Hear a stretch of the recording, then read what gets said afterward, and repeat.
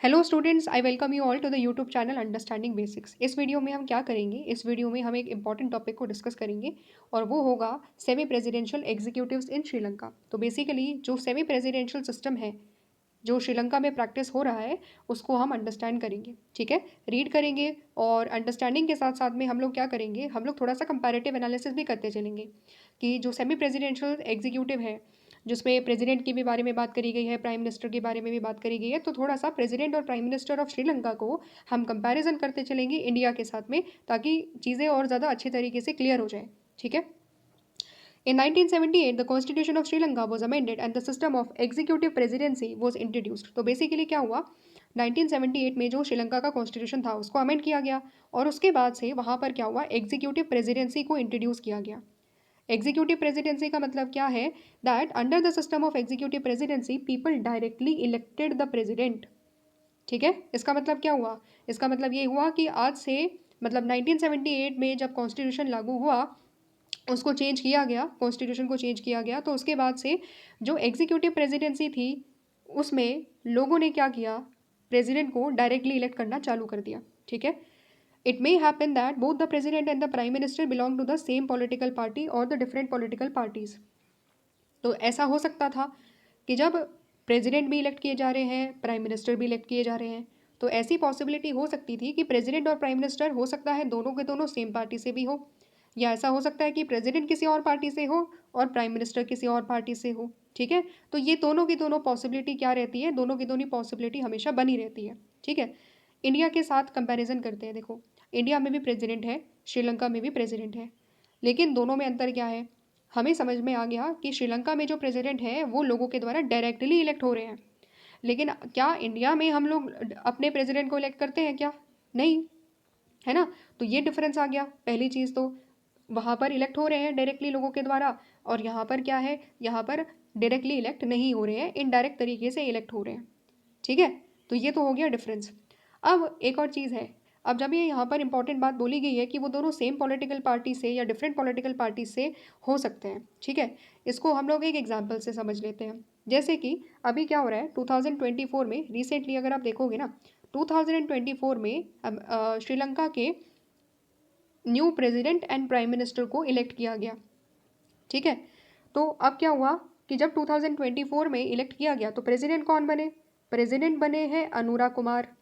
ठीक है, प्रेसिडेंट कौन बने हैं, प्रेसिडेंट है वहाँ के रिसेंटली जो रिसेंट प्रेसिडेंट है वो है अनुरा कुमार। प्राइम मिनिस्टर कौन है, तो प्राइम मिनिस्टर है हारिनी अमारा सूर्या। ठीक है, हारिनी नाम अभी हम लोग ले लेते हैं, पूरा नाम है हारिनी अमारा सूर्या। क्लियर है। अच्छा, इन दोनों की पता है, इन दोनों की जो पार्टी है ना, ये दोनों के दोनों सेम ही पार्टी से आते हैं।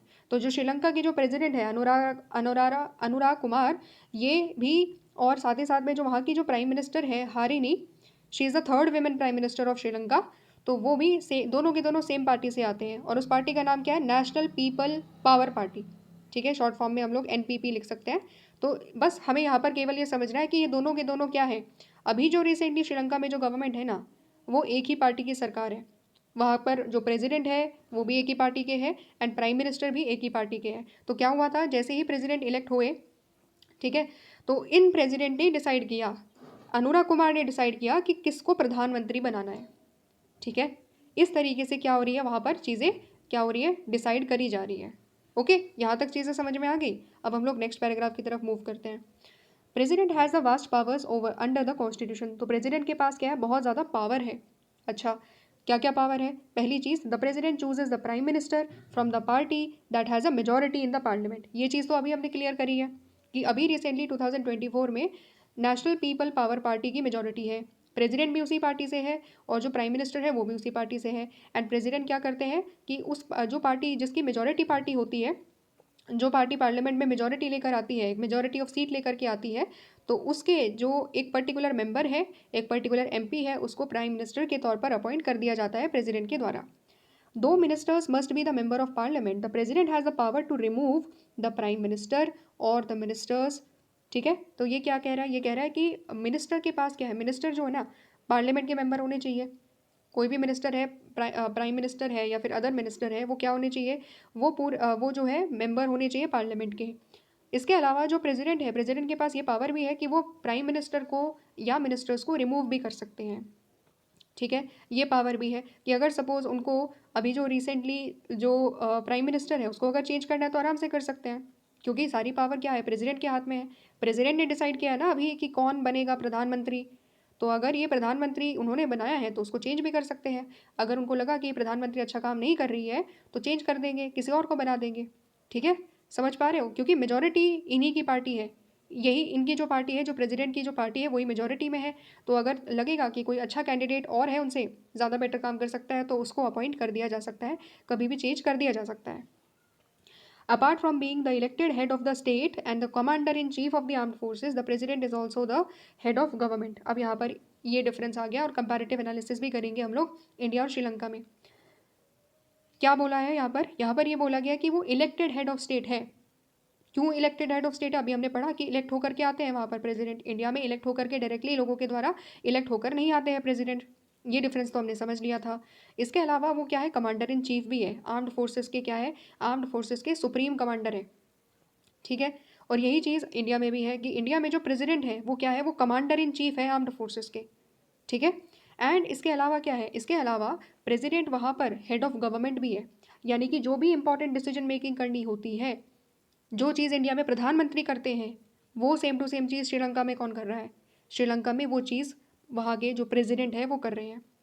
तो वहाँ पर हेड ऑफ स्टेट की बात कर ले, चाहे हम लोग हेड ऑफ स्टेट की बात कर ले या फिर हम लोग हेड ऑफ गवर्नमेंट की बात कर ले, दोनों के दोनों का काम कौन कर रहा है, वहाँ के जो प्रेसिडेंट है वही ये दोनों के दोनों काम कर रहे हैं, एंड इसीलिए उनके पास बहुत ज़्यादा पावर है। ठीक है, समझ गए। कंपैरेटिव एनालिसिस भी कर लिया कि इंडिया में और श्रीलंका में किस तरीके से अंतर है, इंडिया के प्रेसिडेंट में श्रीलंका के प्रेसिडेंट में क्या अंतर है ना। ठीक है, अब हम नेक्स्ट पैराग्राफ की तरफ बढ़ते हैं। Elected for a term of 6 years, the president can not be removed except by resolution in the parliament passed by at least 2/3 of the total number, 2/3 of the total number of members of parliament. क्या कह रहा है कि वो elect होते हैं 6 साल के लिए। ठीक है, एनसीईआरटी में 6 साल है, बट बाकी सभी कुछ काफ़ी सारी जगह पर 5 साल भी है। तो जितने भी साल हैं उसके अकॉर्डिंगली वो इलेक्ट होते हैं, उतने टाइम पीरियड के लिए इलेक्ट होते हैं। उसके अलावा ऐसा नहीं है कि एक बार इलेक्ट हो गए तो रिमूव नहीं किया जा सकता, ऐसी बात नहीं है। ठीक है, अगर सपोज़ कभी ऐसा कोई गलत कैंडिडेट आ जाता है, ठीक है, कोई गलत व्यक्ति प्रेसिडेंट बन जाता है, तो लोग किसी गलत व्यक्ति को भी चुन सकते हैं। तो क्या हुआ, कॉन्स्टिट्यूशन मेकर्स ने, वहाँ के कॉन्स्टिट्यूशन मेकर्स ने फिर कुछ प्रावधान भी रखे कि कैसे व्यक्ति को निकाला जा सकता है। तो वहाँ पर प्रेसिडेंट को रिमूव करने का तरीका क्या है, वो ये है कि जो वहाँ के जो मेंबर ऑफ पार्लियामेंट है, जो टोटल मेंबर ऑफ पार्लियामेंट है, 225 सीट्स है वहाँ पर। ठीक है, 225 सीट्स है वहाँ पर। तो जितने भी मेंबर ऑफ पार्लियामेंट है, कम से कम उसके जो 2/3 मेंबर हैं वो क्या करेंगे, वो एक रेजोल्यूशन लेकर के आएंगे पार्लियामेंट में। वो क्या लेकर के आएंगे, वो रेजोल्यूशन लेकर के आएंगे। और रेजोल्यूशन लेकर के आने के बाद वो ये बोलेंगे कि देखो हम प्रेसिडेंट को क्या करना चाहते हैं, रिमूव करना चाहते हैं। ठीक है, समझ में आ गया। तो ये चीज़ यहाँ पर बोली गई है। अगर suppose if it is passed by not less than 1/2 of the number of total number of members of parliament and the speaker is satisfied that such allegations merit inquiry, then the speaker can report the matter to the supreme court। ये काफ़ी important बात बोली गई है। ये बोला गया कि चलो ठीक है, हमने तो बोल दिया कि 2/3 मेजोरिटी के साथ ही आप क्या कर सकते हो, रेजोल्यूशन लेकर के आ सकते हो।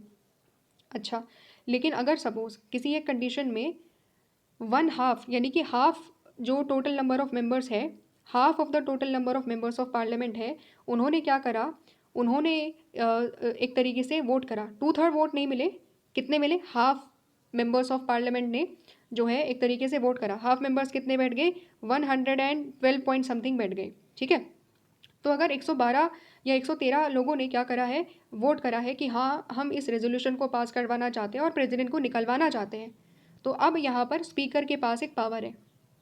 स्पीकर के पास ये पावर है कि अगर वो सेटिस्फाइड है कि जो एलिगेशन लगाए जा रहे हैं प्रेसिडेंट के ऊपर कि उन्होंने करप्शन करा या फिर उन्होंने कॉन्स्टिट्यूशन को वायलेशन करा, जिस भी बेसिस पर उनको रिमूव किया जा रहा है, उस बेसिस पर क्या किया जाएगा, उस बेसिस पर इंक्वायरी करी जाएगी। ठीक है, अगर वो चाहते हैं कि इस चीज़ पर इंक्वायरी हो तो फिर ये सारा का सारा जो पूरा मैटर है वो कहाँ भेजेंगे, वो रिपोर्ट करेंगे सुप्रीम कोर्ट को, और पूरा का पूरा मैटर क्या करेंगे, पूरा का पूरा मैटर सुप्रीम कोर्ट को दे देंगे, सुप्रीम कोर्ट के हवाले कर देंगे, और सुप्रीम कोर्ट फिर फाइनली डिसाइड करेगा कि जो एलिगेशन लगाए गए हैं क्या वो ठीक है, क्या उनको निकाला जाना चाहिए या निकाला जाना नहीं चाहिए। समझ रहे हो। तो ये डिस्क्रिशन किसके पास है, ये मर्जी है स्पीकर की कि वो आगे इसको फॉरवर्ड करना चाहते हैं और इस तरीके से डिसीजन लेना चाहते हैं। क्लियर हो गया, समझ में आ गई बात। So how is the position of president and prime ministers in Sri Lanka different from India? Compare the role of Supreme Court in impeachment of president in India and Sri Lanka. तो यहाँ पर क्या बोला गया कि position of president and prime minister को compare करो, श्रीलंका में जो दोनों की पोजीशन है और इंडिया में क्या पोजीशन है। तो कंपैरेटिव एनालिसिस तो हमने स्टार्टिंग से ही करा, हमने समझ लिया कि इंडिया में इलेक्टेड नहीं है, जो प्रेसिडेंट है वो लोगों के द्वारा डायरेक्टली इलेक्ट नहीं होते हैं, ठीक है, बल्कि श्रीलंका में क्या हो रहा है, श्रीलंका में जो प्रेसिडेंट है वो लोगों के द्वारा डायरेक्टली इलेक्ट हो रहे हैं, ठीक है। दूसरी इंपॉर्टेंट चीज़ हम लोगों ने क्या पढ़ी, हम लोगों ने प्रेसिडेंट दोनों की पावर्स को कंपैरिजन भी करा कि वहाँ पर क्या है, श्रीलंका में क्योंकि वो प्रेसिडेंट डायरेक्टली इलेक्ट हो रहे हैं तो ज़्यादा पावर है ना, ज़्यादा पावर है। सिमिलरली अगर आप देखोगे तो इंडिया के पास जो इंडिया के जो प्रेसिडेंट है वो क्या है, वो एक तरीके से नॉमिनल है, वो केवल और केवल हेड ऑफ स्टेट है, तो इसीलिए उनके पास ज़्यादा पावर नहीं है।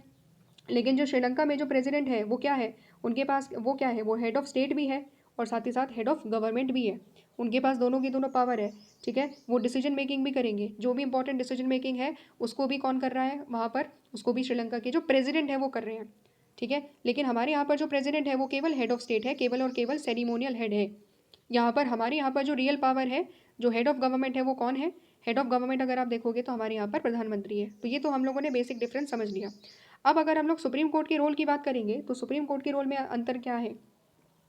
सुप्रीम कोर्ट के रोल में अंतर ये है कि अगर श्रीलंका में क्या है, श्रीलंका में ये है कि अगर स्पीकर चाहे तो मैटर किसके पास भेज सकता है, इम्पीचमेंट का मैटर किसके पास भेज सकता है, सुप्रीम कोर्ट के पास भेज सकता है and supreme court accordingly decide कर सकता है।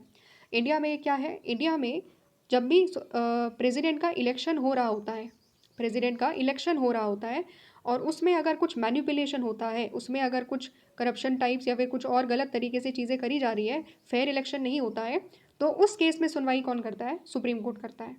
और अगर गलत तरीके से किसी प्रेसिडेंट को अपॉइंट किया गया तब उसको क्या किया जाएगा, तब उसको रिमूव किया जाएगा प्रेसिडेंट के ऑर्डर के बेसिस पर, क्योंकि प्रेसिडेंट नहीं, तब उस केस में प्रेसिडेंट को रिमूव किया जाएगा on the basis of supreme court order. Supreme court order करेगा कि देखो भाई ये इलेक्शन में मैनिपुलेशन हुए हैं, कुछ गड़बड़ हुई है, तो ये फ्री और फेयर इलेक्शन नहीं है, इसलिए हम उनको रिमूव करते हैं और फेयर तरीके से दोबारा से इलेक्शन कंडक्ट करवाओ, ठीक है, ऐसा बोल देगा, ठीक है। तो ये हम लोगों ने एक अंडरस्टैंडिंग ली बेसिकली इनके बारे में, ठीक है। एक और इम्पॉर्टेंट पॉइंट है, अगर हम लोग यहाँ पर प्रेसिडेंट के वैसे सिंपल रिमूवल की बात करें, सिंपल रिमूवल की बात करें कि सपोज प्रेसिडेंट आए, इंडिया में प्रेसिडेंट को अपॉइंट किया गया और प्रेसिडेंट का जो इलेक्शन का प्रोसेस था वो बहुत फेयर तरीके से हुआ है, वो बहुत फेयर तरीके से हुआ, ठीक है, उसमें कोई दिक्कत नहीं है।